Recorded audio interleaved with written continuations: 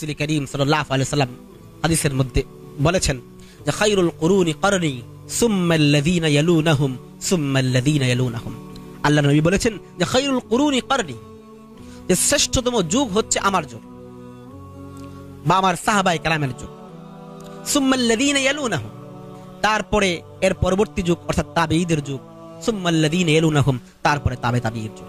তাহলে আমাদের নবী তিনটা জমানাকে শ্রেষ্ঠতম জমানা বলে স্বীকৃতি দিয়েছেন।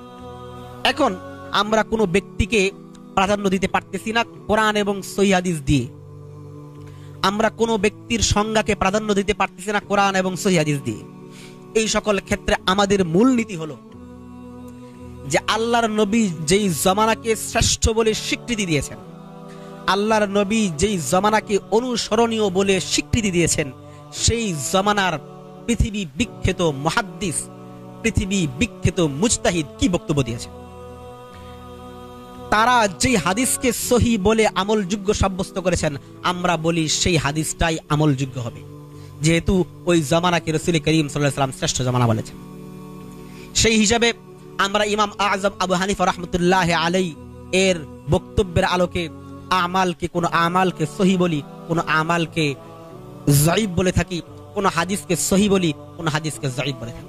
আমাদের বক্তব্য হলো যে ফিকহে হানাফি মৌলিকভাবে এমন ফিকহ, যেই ফিকহটা রাসূল করিম সাল্লাল্লাহু আলাইহি ওয়াসাল্লামের বলা শ্রেষ্ঠতম যুগে শ্রেষ্ঠতম ব্যক্তিদের আমলের মাধ্যমে প্রমাণিত, ওই ফিকহের নাম ফিকহে হানাফি।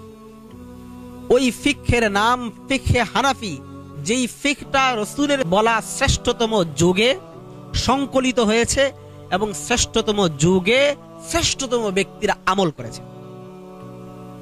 এটার পরিষ্কার প্রমাণ হচ্ছে যে আমরা জানি ইমাম আবু হানিফা রাহমাতুল্লাহি আলাইহি জন্ম নিয়েছেন ৮০ হিজরিতে এবং তিনি ইন্তেকাল করেছেন ১৫০তম হিজরিতে। ইমাম মালিক রাহমাতুল্লাহি আলাইহি জন্ম নিয়েছেন ৯৩ হিজরিতে এবং মৃত্যুবরণ করেছেন ১৭৯ হিজরিতে। ইমাম শাফিঈ রাহমাতুল্লাহি আলাইহি জন্ম নিয়েছেন ১৫০ হিজরিতে, মৃত্যুবরণ করেছেন ২০৪ হিজরিতে। ইমাম মালিক রাহমাতুল্লাহি আলাইহি জন্ম নিয়েছেন ৯৩ হিজরিতে, মৃত্যুবরণ করেছেন ১৭৯ হিজরিতে। ইমাম আহমদ বিন হাম্বল রাহমাতুল্লাহি আলাইহি জন্ম নিয়েছেন ১৬৪ হিজরিতে এবং ইন্তেকাল করেছেন ২৪১ হিজরিতে। ইমাম আবু ইউসুফ রাহমাতুল্লাহি আলাইহি জন্ম নিয়েছেন ১১৩ হিজরিতে এবং মৃত্যুবরণ করেছেন ১৮২ হিজরিতে।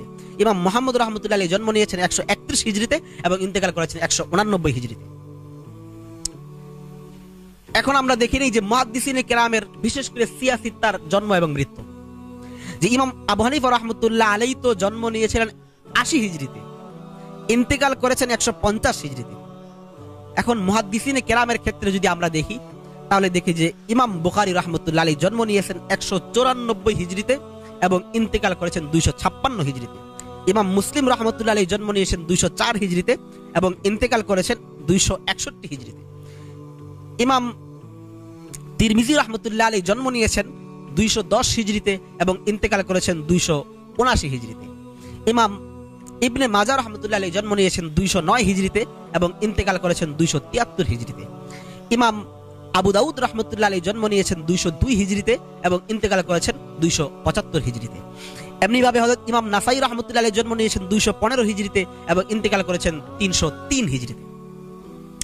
আমরা যদি এই জন্ম মৃত্যুর এই হালাতগুলি একটু দেখি তাহলে দেখব যে ইমাম আবু হানিফা রাহমাতুল্লাহি আলাইহি এর মৃত্যুর ৪৪ বছর পরে ইমাম বুখারী জন্ম নিয়েছেন। ইমাম আবু হানিফা রাহমাতুল্লাহি আলাইহি তার ফিকহে হানাফি সংকলিত করে আমল জারি করে যাবার ৪৪ বছর পরে ইমাম বুখারী জন্ম নিয়েছেন এবং ইমাম আবু হানিফা রাহমাতুল্লাহি আলাইহির মৃত্যুর ৫৪ বছর পরে ইমাম মুসলিম রাহমাতুল্লাহি আলাইহি জন্ম নিয়েছেন। ইমাম আবু হানিফা রাহমাতুল্লাহি আলাইহি এর ইন্তেকালের ৫২ বছর পরে ইমাম আবু দাউদ রাহমাতুল্লাহি আলাইহি জন্ম নিয়েছেন।